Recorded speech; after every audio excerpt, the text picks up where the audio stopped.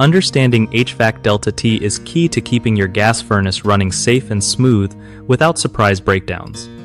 So, the thermal limit switch in a gas furnace is usually chilling out close to the heat exchanger.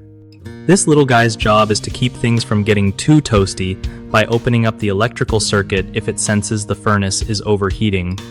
If you want your furnace to stay in good shape, make sure this switch isn't buried under dust or blocked by any debris, because that can mess with its ability to detect heat properly. When you're checking your furnace, give that area a quick look and clean it gently if needed. Also, if your furnace is shutting off randomly, the thermal limit switch might be tripping because of airflow problems, like a clogged filter or blocked vents. So change your air filter regularly and keep vents clear. Another pro tip: never ignore the warning signs like strange smells or uneven heating. These could mean the thermal limit switch is doing its job to prevent damage. If you're ever unsure, calling a pro to check the switch and the whole heating system is definitely worth it.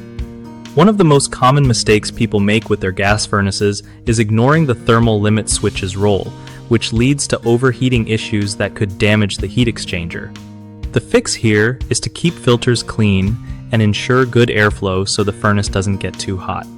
Another issue is placing the thermal limit switch in the wrong spot during installation, which messes with its ability to detect heat accurately. This can be solved by having a certified technician install or inspect it properly near the heat exchanger.